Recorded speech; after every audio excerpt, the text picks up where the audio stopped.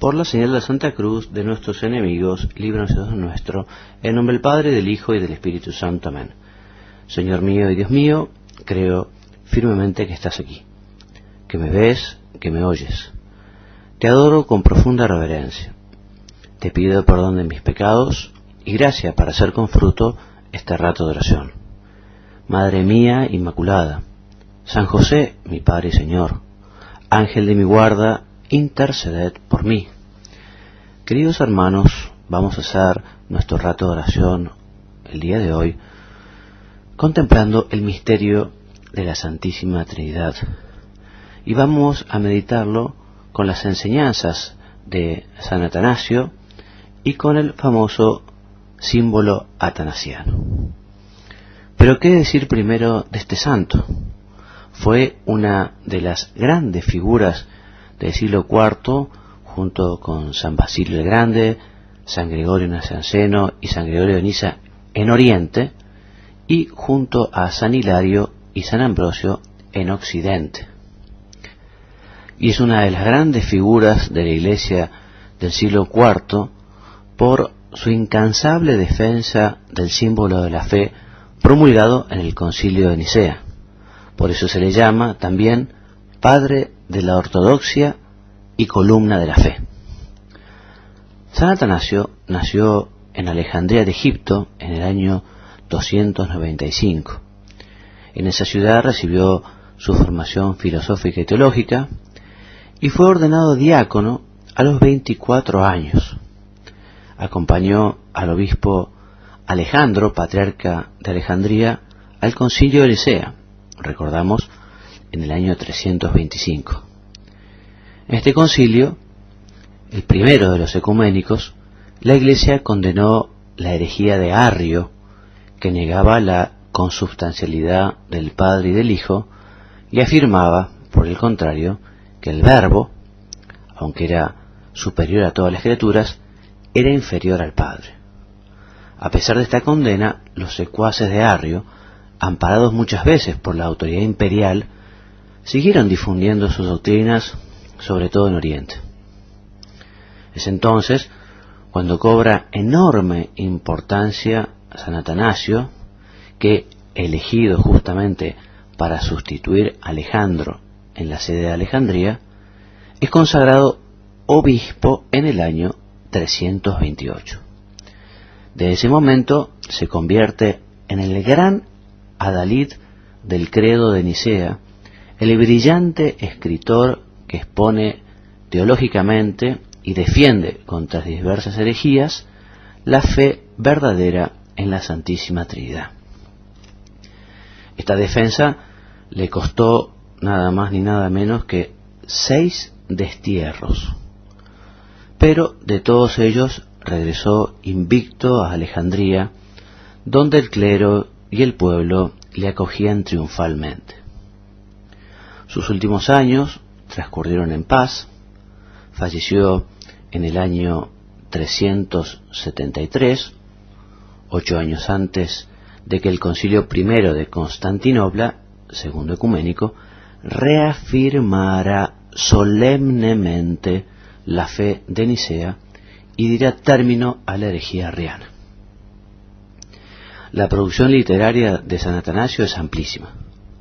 La mayor parte está relacionada con la defensa de la divinidad del Verbo, de la segunda persona de la Santísima Trinidad, proclamada, como hemos dicho, en Nicea. Es el caso de los escritos apologéticos y dogmáticos contra los paganos y contra los arrianos. También escribió el libro La Encarnación del Verbo. Elaboró escritos exegéticos y ascéticos. Es famosa su vida de San Antonio, el primer eremita, y también escribió varias cartas dogmáticas enviadas a diversos obispos. También es de su puño las cartas festales dirigidas a sus fieles con ocasión de la fiesta de la Pascua. Una de ellas, la correspondiente al año 367, es particularmente interesante porque contiene la primera lista completa de los 27 libros del Nuevo Testamento considerados como canónicos. Queridos hermanos, vamos a meditar ahora uno de los textos de San Atanasio. Concretamente es la primera carta a Serapión, del número 28 al 30, que trata sobre la Santísima Trinidad, y dice así el texto. Es cosa muy útil investigar la antigua tradición, la doctrina y la fe de la Iglesia Católica, aquella que el Señor nos ha enseñado, la que los apóstoles han predicado y los padres han conservado. En ella, en efecto, tiene fundamento la Iglesia, y si alguno se aleja de esa doctrina, de ninguna manera podrá ser ni llamado cristiano. Nuestra fe es esta: la Trinidad Santa y Perfecta, que se distingue en el Padre y en el Hijo y en el Espíritu Santo, no tiene nada extraño a sí misma, ni añadido de fuera, ni está constituida por el Creador y las criaturas, sino que es toda ella potencia creadora y fuerza operativa. Una sola es su naturaleza, idéntica a sí misma. Uno solo el principio activo, una sola la operación. En efecto, el Padre realiza todas las cosas por el Verbo en el Espíritu Santo. De este modo se conserva intacta la unidad de la Santísima Trinidad.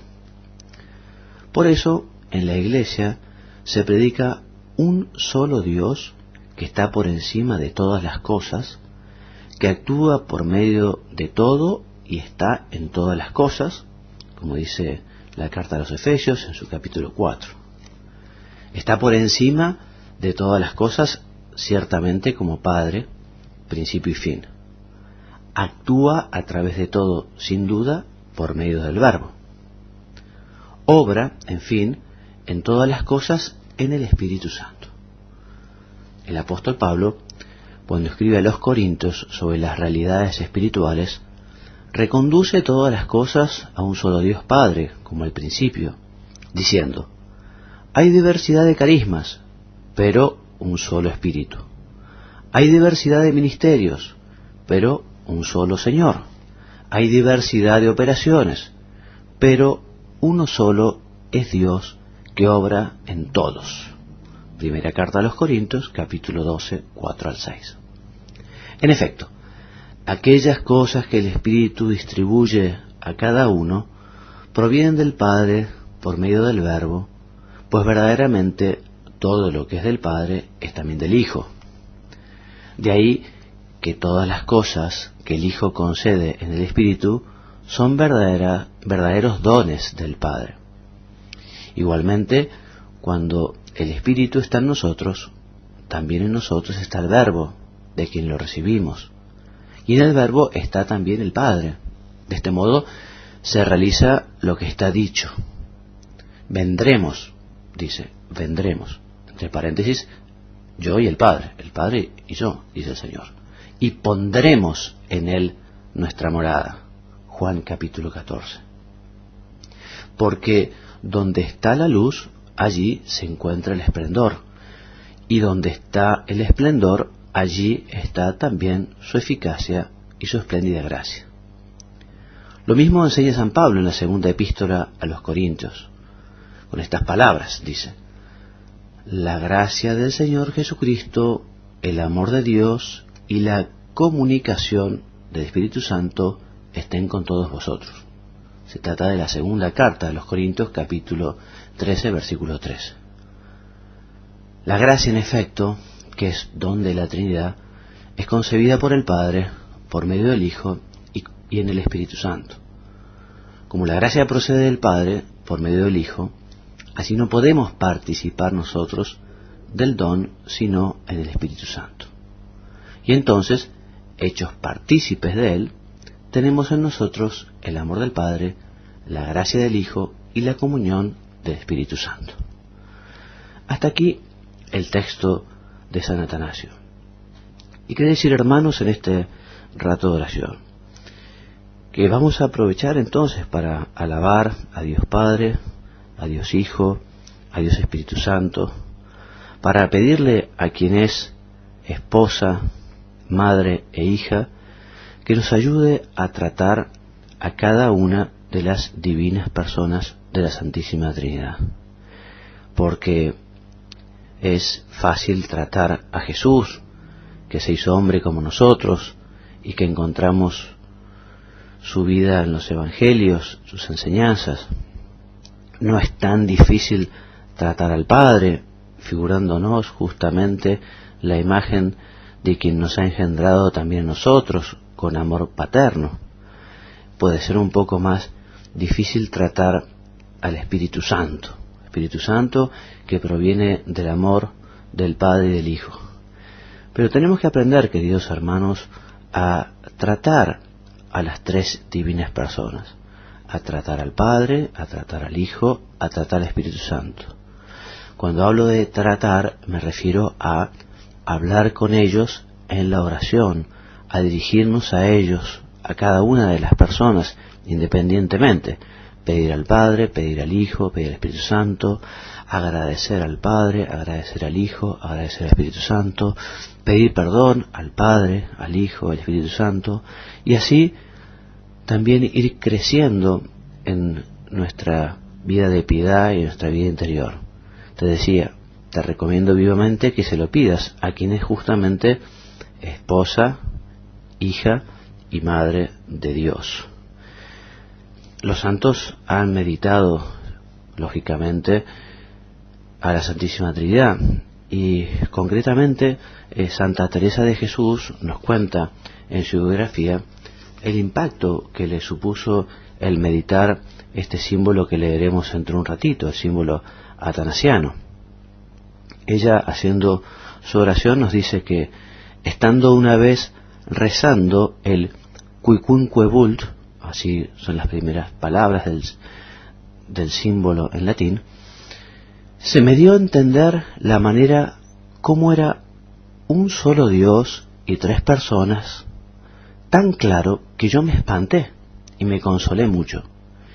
Hízome grandísimo provecho para conocer más la grandeza de Dios y sus maravillas, y para cuando o pienso o trata a la Santísima Trinidad.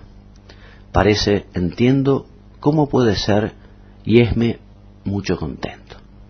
Está escrito en un castellano más antiguo que alguno puede tener una dificultad al entender, pero la Santa justamente nos manifiesta cómo Dios un día le dio la gracia, la luz de poder entender un poquito más este misterio insondable que es el Espíritu Santo.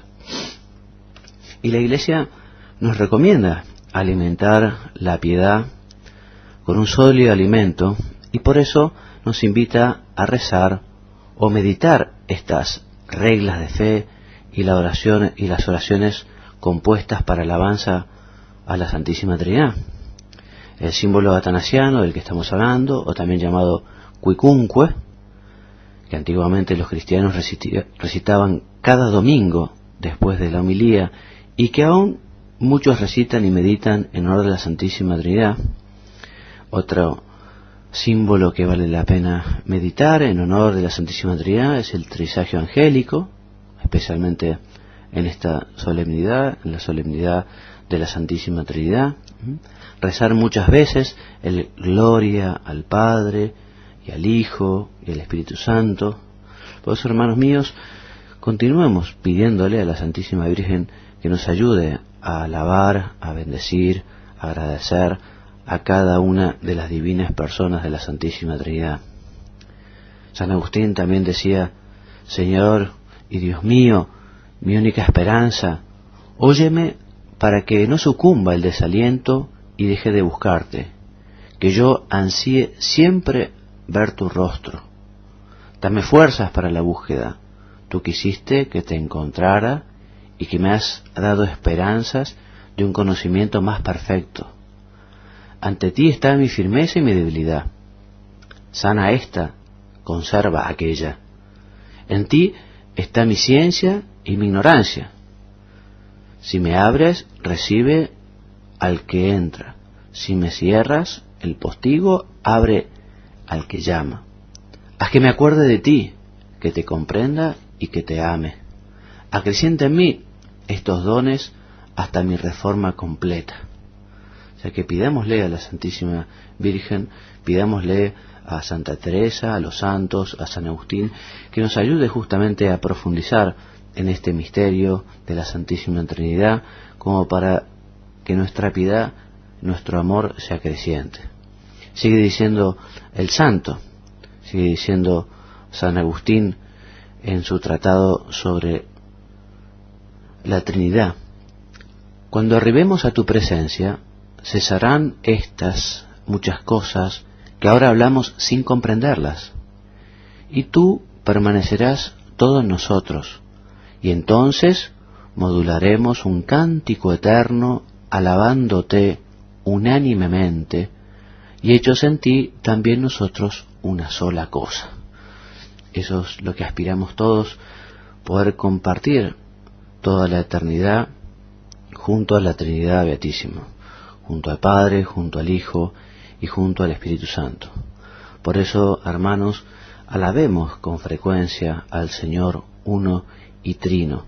Recordemos que el Padre nos está cuidando y nos tiene un amor enorme, que el Hijo está a su derecha y que padeció por nosotros derramando hasta su última gota de sangre, que el Espíritu Santo nos santifica y está dispuesto a darnos las gracias que necesitamos para ir creciendo espiritualmente, para ir amando más al Padre, al Hijo y al Espíritu Santo, a Él mismo. Quizá, hermano mío, nunca escuchaste este símbolo atanasiano, este símbolo que, si bien no es de San Atanasio, pero recoge justamente todas las enseñanzas del santo y de estos primeros concilios, del concilio de Nicea, del concilio de Constantinopla. Es una oración medianamente larga que yo te invito a que reces ahora conmigo, poniendo el corazón, poniendo la cabeza y tratando de alabar al Señor con este bendito símbolo, que dice así. Primero tiene una antífona que reza: Gloria a ti, Trinidad, igual, única deidad, antes de los siglos, ahora y siempre. Y comienza: todo el que quiera salvarse es preciso, ante todo, que profese la fe católica, pues quien no la observe íntegra y sin tacha, sin duda alguna perecerá eternamente. Y esta es la fe católica, que veneramos a un solo Dios en la Trinidad Santísima y a la Trinidad en la unidad, sin confundir las personas ni separar las sustancias, porque una es la persona del Padre, otra la del Hijo y otra la del Espíritu Santo. Pero el Padre, el Hijo y el Espíritu Santo son una sola divinidad. Les corresponde igual gloria y majestad eterna. ¿Cuál es el Padre? Tal es el Hijo, tal el Espíritu Santo. Increado el Padre, increado el Hijo, increado el Espíritu Santo. Inmenso el Padre, inmenso el Hijo, inmenso el Espíritu Santo. Eterno el Padre, eterno el Hijo, eterno el Espíritu Santo. Y sin embargo, no son tres eternos, sino un solo eterno. De la misma manera, no tres increados, ni tres inmensos, sino un increado y un inmenso. Igualmente omnipotente el Padre, omnipotente el Hijo, omnipotente el Espíritu Santo. Y sin embargo, no son tres omnipotentes, sino un omnipotente. Del mismo modo, el Padre es Dios, el Hijo es Dios, el Espíritu Santo es Dios. Y sin embargo, no son tres dioses, sino un solo Dios. Así, el Padre es Señor, el Hijo es Señor, el Espíritu Santo es Señor.